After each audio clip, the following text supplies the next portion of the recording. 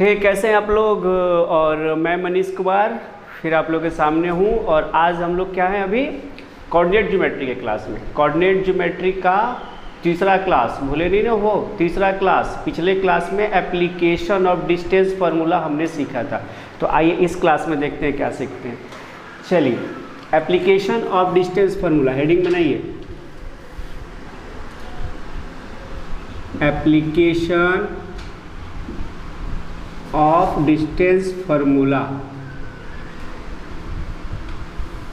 Application of distance formula, यानी कि distance सूत्र का यूज क्या था या क्या यूज होगा, ये हम लोग को देखना था।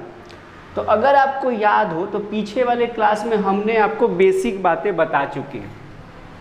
डिस्टेंस फार्मूला को हमने आपको बताया कि ये जो डिस्टेंस फार्मूला है वो आपको दो पॉइंट के बीच, मान लीजिए ए और बी है, तो ये आपका आएगा root under x2 minus x1 का whole square plus y2 minus y1 का होल स्क्वायर। याद आ रहा है?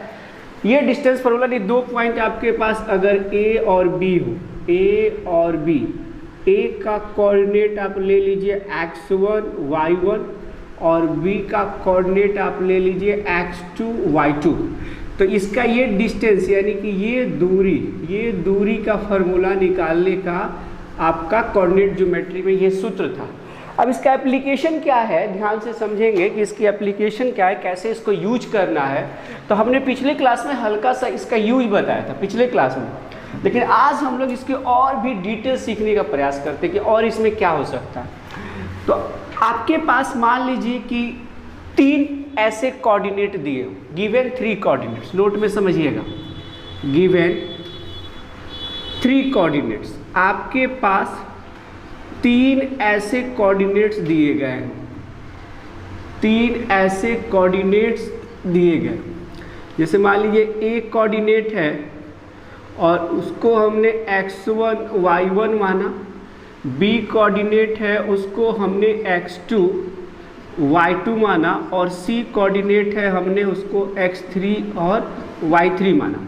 ठीक है, तो जब ये 3 कोऑर्डिनेट्स आपको दिए गए हैं तो इस 3 कोऑर्डिनेट से सबसे पहले आपको दिमाग में आएगा कि एक ट्रायंगल बनना चाहिए। समझिएगा, एक ट्रायंगल, जैसे a यहाँ हो सकता है, b यहाँ, c यहाँ, या ये b यहाँ हो सकता है, c यहाँ हो सकता है, a यहाँ हो सकता है, या c यहाँ हो सकता है, a यहाँ हो सकता है, b यहाँ हो सकता है। यानी कहीं भी कोई भी वर्टेक्स रख लीजिएगा, उससे फ़र्क आपको नहीं पड़ने वाला, उससे कभी फ़र्क नहीं पड़ता। आप ये बातें नहीं समझिए कि वर्टेक्स बदल देने से। तो अभी आप क्या समझिए कि 3 वर्टेक्स दिया गया है तो आपको ट्रायंगल मिला। 3 अगर आपको कोऑर्डिनेट दिए गए हैं या 3 निर्देशांक दिए गए हैं तो आपने समझा ट्रायंगल। कोई ज़रूरी नहीं है कि ट्रायंगल ही मिलेगा। हम आपको बताए थे कि एक स्ट्रेट लाइन भी हो सकता है, स्ट्रेट लाइन भी हो सकता है, सरल रेखा, एक स्ट्रेट लाइन भी हो सकता है, सरल रेखा। याद कीजिएगा, एक स्ट्रेट लाइन भी हो सकता है जिसका नाम है सरल रेखा। 3 कोऑर्डिनेट्स अगर आपको गिवन है तो आप ये ना समझे कि सिर्फ ट्रायंगल ही होगा, स्ट्रेट लाइन भी हो सकता है। उतारिए यहाँ तक जी, उतारने में कंजूसी नहीं कीजिए, सारी चीज़ों को उतारते रहिए।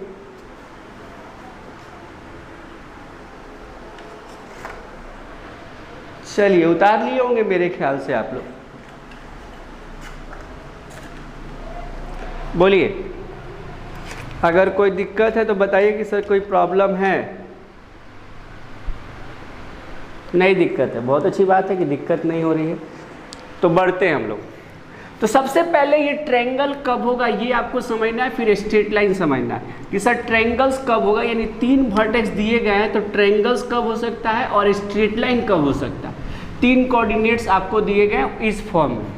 तो कोई भी ट्रायंगल होगा, कोई भी ट्रायंगल, फॉर एनी ट्रायंगल की हम बात कर रहे हैं, देखिएगा ध्यान से, फॉर एनी ट्रायंगल, किसी भी हम ट्रायंगल की बात कर रहे हैं। ये मत समझिएगा कि सिर्फ किसी विशेष ट्रायंगल का नाम लीजिए, नहीं, किसी भी अगर ट्रायंगल की बात करें तो ट्रायंगल में 3 साइड का तो होना अनिवार्य है, 3 साइड्स, बोलिए 3 साइड्स तो होगा ही ना जी, ए बी, बी सी और आपको सी ए, 3 साइड्स तो होगा ही। कोई भी ट्रायंगल होगा तो 3 साइड नहीं होगा, ए बी, बी सी और सी ए। बोलिए तो तीनों साइड्स में जब आप कोऑर्डिनेट ज्योमेट्री के अंदर आते हैं, किसके अंदर आते हैं, कोऑर्डिनेट ज्योमेट्री के अंदर जब आप आते हैं तो तीनों साइड्स का आपको क्या करना होता है, इन तीनों का आपको निकालना होता है डिस्टेंस, तीनों का आपको निकालना होगा डिस्टेंस। अब कहिएगा डिस्टेंस क्या सर, तो ए बी का डिस्टेंस निकालना होगा, बी सी का डिस्टेंस निकालना होगा और सी ए का डिस्टेंस। तो डिस्टेंस कैसे निकालिएगा, डिस्टेंस फार्मूला का यूज करके, यानी ए बी का डिस्टेंस निकालिए, फिर ए बी का डिस्टेंस तो कुछ ना कुछ आएगा मॉड में, फिर आप निकालिएगा बी सी का डिस्टेंस मॉड में और फिर निकालिएगा सी ए का डिस्टेंस मॉड में। ठीक है, डिस्टेंस निकाले आप, तीनों की दूरी निकाले, तो दूरी आप किस फॉर्मूला से निकालेंगे, ये डिस्टेंस फार्मूला से। ये दोनों में x2 x1 ऐसे ही, ये दोनों में x2, फिर ये दोनों में, फिर ये इसमें क्या करेंगे देखिएगा, a से b वाला निकलेगा, फिर b से c वाला और फिर a और c वाला, ये डिस्टेंस तीनों का निकलेगा। और डिस्टेंस कैसे निकालेंगे, जो दिया होगा कोऑर्डिनेट यहाँ पे इस फार्मूला में रखेंगे, उसकी दूरी निकल जाएगी। अब एक बात बताइए, आपने डिस्टेंस निकाला, जैसे ही आपने दूरी निकाला, तो दूरी निकाला, अब दूरी पे समझिएगा, जैसे ही आपने दूरी निकाला तो पहला केस हो सकता है, केस फर्स्ट करके हम लिख रहे हैं, समझिएगा, पहला केस हो सकता है केस फर्स्ट कि इफ ए बी की दूरी बराबर हो जाए बी सी की दूरी और बराबर हो जाए सी ए की दूरी के बराबर, यानी कि हम कह ये रहे हैं कि ये कोई ट्रायंगल होगा जिसमें इसकी लेंथ और इसकी लेंथ बराबर हो जाए। अब कहिएगा सर ए बी सी कहीं भी हो सकता है, यानी इसकी डिस्टेंस और इसकी डिस्टेंस बराबर हो जाए, तो ये जो 3 वर्टेक्स आपको दिए रहेंगे, जो 3 कोऑर्डिनेट्स दिए रहेंगे या 3 वर्टिसेस जो आपको दिए रहेंगे कोऑर्डिनेट्स फॉर्म में, वो किस ट्रायंगल के होंगे, तो आप कहिएगा सर वो ट्रायंगल होगा जिसको तीनों भुजाएं बराबर होती है, उसको इक्विलैटरल ट्रायंगल बोलते हैं, इक्विलैटरल, उसको बोलते हैं इक्विलैटरल ट्रायंगल, और हिंदी में बोलते हैं समबाहु त्रिभुज। हिंदी में क्या बोलते हैं, समबाहु त्रिभुज। अब बताइए, फिर से समझिए कि आपके पास, अगर आपके पास मान लीजिए 3 डिस्टेंस आपने निकाला और 3 डिस्टेंस निकालने के बाद वो तीनों की दूरी आपस में बराबर हो गई, तो इस कंडीशन में ये जो तीनों वर्टेक्स दिए रहेंगे, यानी ये x1 y1, ये जो ए दिया रहेगा, जो बी दिया रहेगा सी, आप बोलेंगे ये तीनों वर्टेक्स किस ट्रायंगल के होंगे, इक्विलैटरल के। आया मेरी बात समझ में, इस पे क्वेश्चन भी होगा। अगर मान लीजिए इफ आपने निकाला ए बी का डिस्टेंस, ध्यान देंगे, ए बी का डिस्टेंस जो है वो हो गया बी सी के बराबर, या करके लिख रहे हैं, या बी सी बराबर सी ए हो गया, बी सी बराबर सी ए हो गया, या ये भी तो हो सकता है सी ए बराबर ए बी हो जाए, सी ए बराबर ए बी हो जाए। ये केस आपका हो गया दूसरा, ये केस हो गया सेकंड। ए बी बराबर बी सी या बी सी बराबर सी, यानी कहने का मतलब है कि कोई एक ट्रायंगल जिसमें ये इसके बराबर हो जाए, या ये इसके बराबर हो जाए, या ये इसके बराबर हो जाए, यानी कोई किसी के बराबर हो जाए। ठीक है, तो इस कंडीशन में जो रिजल्ट मिलेगा, आप बताइएगा कि वो रिजल्ट होगा किस ट्रायंगल का, समद्विबाहु त्रिभुज का, समद्विबाहु जी, समद्विबाहु त्रिभुज, आइसोसेलेस ट्रायंगल, समद्विबाहु त्रिभुज। बोलिए अगर इसमें अभी भी कोई डाउट है तो, आइसोसेलेस ट्रायंगल, समद्विबाहु त्रिभुज, हाँ लिख लीजिए, आइसोसेलेस ट्रायंगल, समद्विबाहु त्रिभुज। यानी दूसरा रिजल्ट क्या आया कि अगर दो भुजाएं लेंथ बराबर हो जाए तो दिया गया वर्टेक्स आपसे पूछा जाएगा किस त्रिभुज का है, तब आप कहिएगा सर समद्विबाहु त्रिभुज का। केस आपको थर्ड समझिएगा, केस आप थर्ड, अगर मान लीजिए अगर मान लीजिए कि ऐसा हो जाए कि दो भुजाओं का स्क्वायर, जैसे मान लीजिए ए बी का स्क्वायर प्लस बी सी का स्क्वायर और बराबर हो गया सी ए का स्क्वायर, ये हो सकता है ए बी स्क्वायर बराबर बी सी।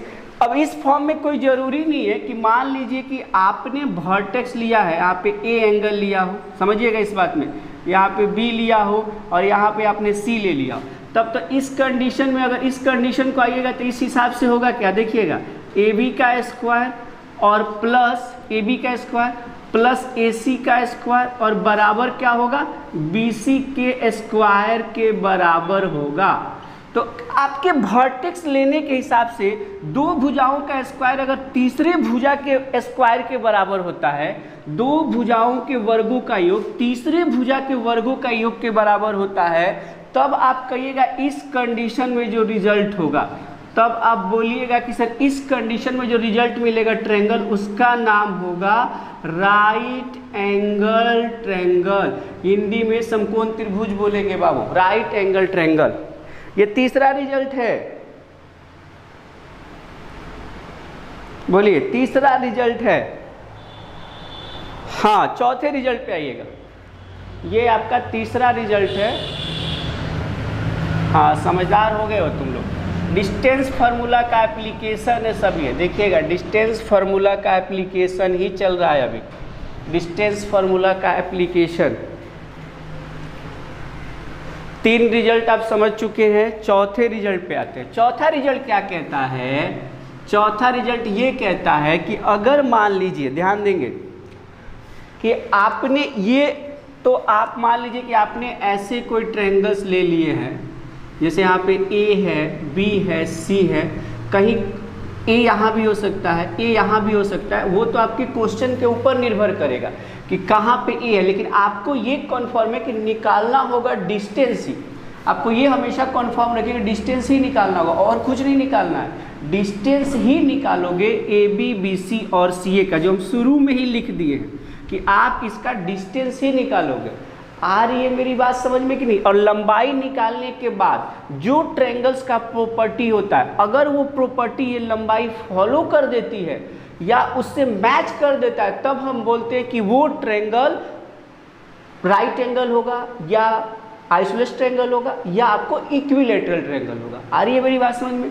तो ऐसे कंडीशन में मान लीजिए कि यहाँ पे बी सी स्क्वायर बराबर ए बी स्क्वायर और प्लस ए सी स्क्वायर हो, या ए बी की लंबाई जो हो वो ए सी के बराबर हो जाए, एंड लगाएंगे या नहीं, ये दोनों कंडीशन अगर एक साथ मिले, दोनों बी सी का स्क्वायर यानी कि समकोण त्रिभुज के साथ साथ, समकोण राइट एंगल ट्रायंगल के साथ साथ अगर मान लीजिए ये भुजा इस भुजा के बराबर होगी, length of A B is equal to length of A C, अगर ये कंडीशन आता है तब हम बोलेंगे कि सर ये रिजल्ट जो मिलेगा वो आपको होगा राइट एंगल के साथ साथ समद्विबाहु समकोण त्रिभुज, आइसोलेस राइट एंगल ट्रायंगल,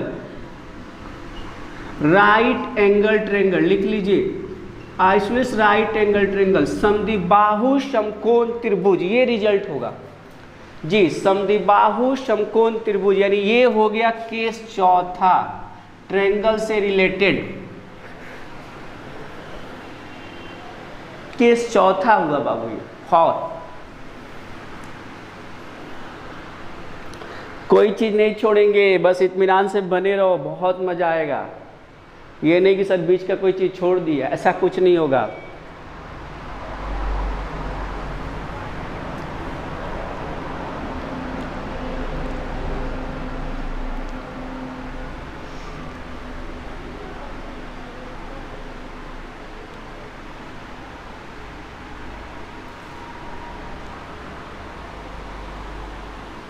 उतार लिए,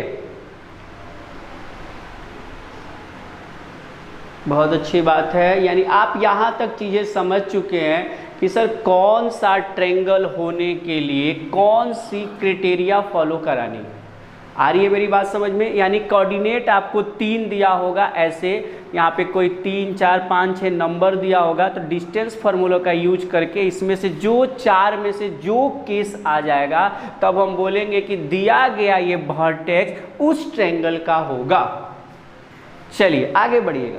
अब बस इस 4 ट्रायंगल के अलावा 5वां ट्रायंगल से सवाल आपको नहीं पूछा जाता है। अब यहाँ से निश्चिंत रहिएगा, ये नहीं कि इसके अलावा भी कुछ पूछा जाएगा, नहीं पूछा जाएगा, एकदम नहीं पूछा जाएगा। अब एक बात बताइए, आपने ये समझ लिया कि कौन सा ट्रायंगल होगा तो कौन सी क्राइटेरिया फॉलो करानी होगी, ये बातें आप समझ चुके हैं। अब एक बात हमको बताइए कि आपको जो ट्रायंगल्स हो रहे हैं, ये जो 4 ट्रायंगल्स आपको मिल रहे हैं, 4 ट्रायंगल्स अभी आपने देखा कि आपको मिला, जिसके 3 वर्टेक्स ये शुरू में ही मैंने आपको लिखवा दिया था, 3 वर्टेक्स।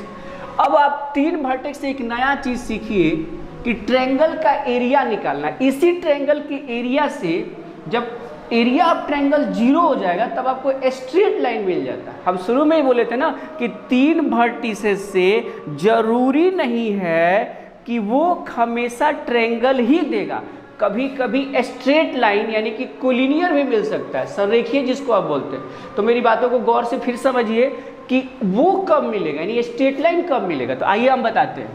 आप एरिया ऑफ ट्रायंगल को समझिएगा पहले। एरिया ऑफ ट्रायंगल यानी कि त्रिभुज की क्षेत्रफल। तो जैसे मान लीजिए ये आपके पास 3 वर्टेक्स हैं, ए, बी और सी। ए का कोऑर्डिनेट पहले ही हम लोग डिसाइड किए हैं x1 y1, बी का कोऑर्डिनेट हमने x2 y2 और सी का कोऑर्डिनेट x3 और y3 हम लोगों ने लिया है। अब हमको एक बात बताइए, आपको इसका एरिया ये होता है, एरिया आपको ये होता है, ये जो एरिया इसी को एरिया बोलते हैं। और ये जो बाहर का है A B plus B C और प्लस सी ए, ये जो है ये पेरीमीटर कहलाता है। क्या कहलाता है? पेरीमीटर। ये तीनों का योग कहलाता है पेरीमीटर या बाउंड्री कहलाता है। तो एक बात हमेशा याद रखिएगा, पेरीमीटर जो होता है ना, पेरीमीटर वो एरिया में हमेशा शामिल होता है। यानी ये एरिया हो गया तो पेरीमीटर इसी के अंदर आता है, पेरीमीटर इसी के अंदर आता है। यानी सभी पेरीमीटर एरिया के अंदर ही होते हैं। यानी एरिया जो है वो पेरीमीटर में इंक्लूड होता है, ये बात हमेशा याद रखिएगा। पेरीमीटर एरिया में इंक्लूड होता है, बाहर नहीं होता है। ठीक है, यहाँ पे हम ग्राफ सभी पेरीमीटर एरिया में ही होते हैं। चलिए, पेरीमीटर जो है वो एरिया में ही काउंट होता है। लेकिन अगर पेरीमीटर आपको निकालना हो तो आप ए बी का डिस्टेंस निकाल दीजिए, बी सी का निकाल दीजिए, सी ए का, तीनों का जोड़ दीजिए तो आपको पेरीमीटर निकल जाएगा। लेकिन अभी हम लोग सीख रहे थे एरिया ऑफ ट्रायंगल। अब हमको बात एक बताइए, पेरीमीटर निकालने में दिक्कत नहीं होना चाहिए। एरिया ऑफ ट्रायंगल सीख रहे थे, इसके लिए एक स्पेशल फार्मूला ही बना दिया गया है। इसके लिए एक स्पेशल फार्मूला ही बना दिया गया है, 1/2 x1 x2 x3। ये एक फॉर्म है y1 y2 y3 1 1 1। ये एक फॉर्म है। अगर आपको 11th 12th का मैथ याद हो तो डिटर्मिनेंट मैट्रिक्स कुछ याद आ रहा है, ये इस फॉर्म में लिखा जाता है। लेकिन इस फॉर्म से भी आप चाहेंगे तो आपको एक छोटा सा फार्मूला बना दिया जाता है, 1/2 मिडिल ब्रैकेट और यहाँ पे x1 y2 minus y3 plus x2 y3 minus y1 और plus x3 y1 minus y2 bracket middle बंद। आ रही बात समझ में? अब एक चीज आप समझिएगा मेरी कि यहाँ पे ये जो तरीका है, ये वाला तरीका, ये डिटर्मिनेंट मैट्रिक्स मेथड है। लेकिन ये वाला जो तरीका आप यूज कर रहे हैं, इसमें अगर देखिएगा ध्यान से तो यहाँ पे 23 है, यहाँ पे आपको 31 है और यहाँ पे आपको 12 है। 23 31 12 आप याद रखेंगे तो एरिया ऑफ ट्रायंगल आप तेजी से लिख दें। 23 31 12, 23 का मतलब सब y के फॉर्म में होगा और शुरू में तो x1 x2 x3 लिखना है। 23 31 12 के फॉर्म में आप लिखेंगे तो एरिया निकल जाएगा किसी भी ट्रायंगल का कोऑर्डिनेट के अंदर। कोऑर्डिनेट के अंदर किसी भी ट्रायंगल्स का एरिया निकल जाएगा। उतारिए, ये प्रूफ नहीं पढ़ना है। कोई पूछ रहा था प्रूफ, तो बाबू ये प्रूफ हमारे एग्जाम में नहीं आता है, हम लोग को डायरेक्ट क्वेश्चंस यूज करना आएगा। चलिए उतार लीजिए।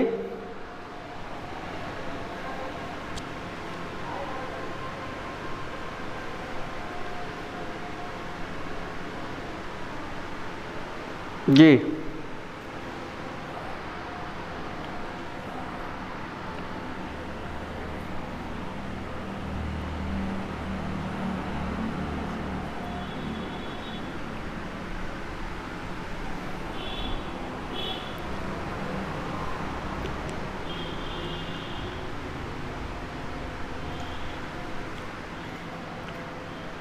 चलिए अब एक चीज समझिएगा, एरिया ऑफ ट्रायंगल जो आप निकालते हैं, एरिया ऑफ ट्रायंगल, तो कोऑर्डिनेट एक ऐसा ब्रांच है कि जिसमें एरिया ऑफ ट्रायंगल पॉजिटिव भी हो सकता है, धनात्मक, निगेटिव भी हो सकता है, और एक तीसरा है जीरो भी हो सकता है।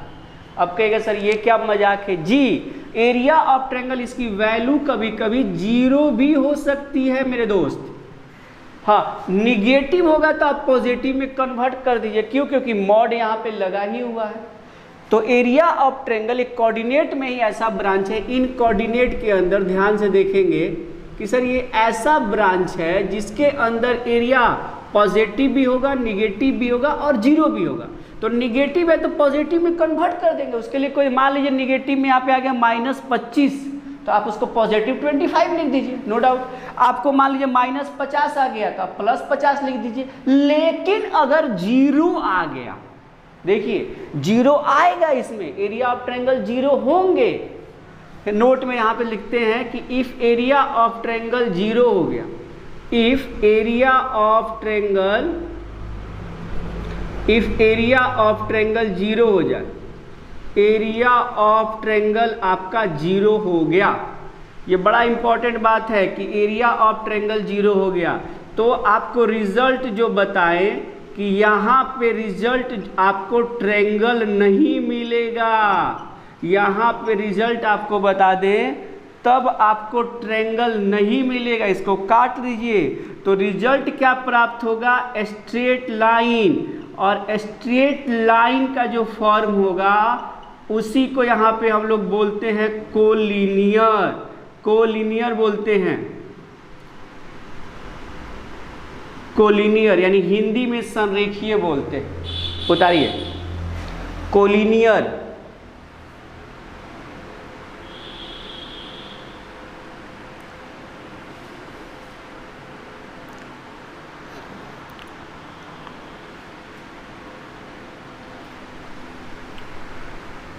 कोलिनियर संरेखीय जिसको हिंदी में बोला जाता है।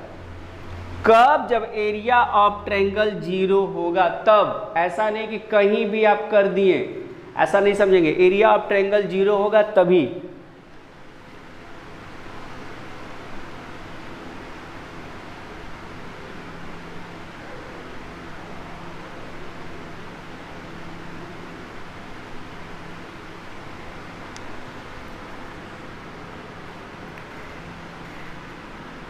आ रही है मेरी बात समझ में?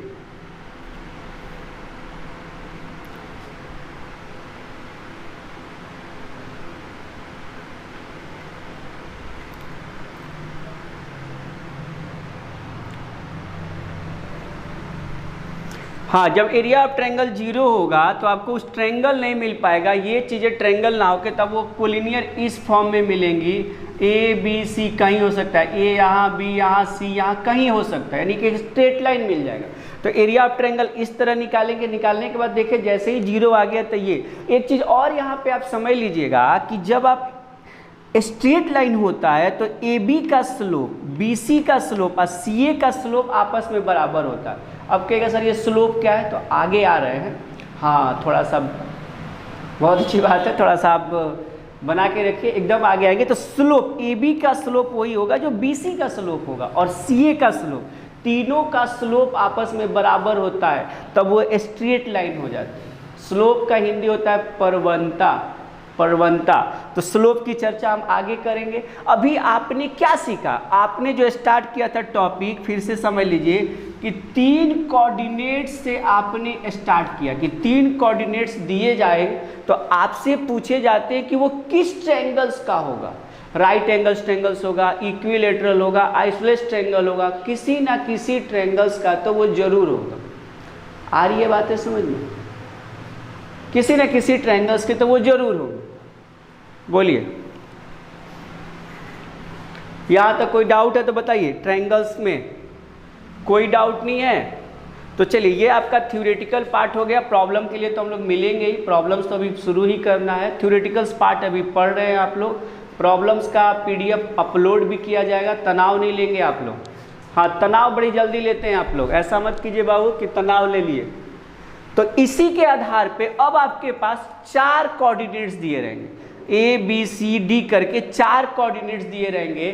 तो पूछे जाएंगे कि अब वो 4 कोऑर्डिनेट्स में क्वाड्रिलेटरल्स की बात होगी। अब किसकी बात होगी? क्वाड्रिलेटरल्स की, यानी कि होगा चतुर्भुज की बात होगी। बोलिए, हाँ चतुर्भुज की बात होगी, क्वाड्रिलेटरल्स की।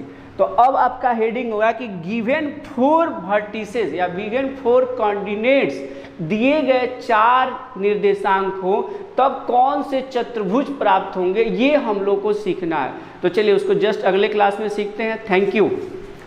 कोई डाउट होगा बता दीजिएगा।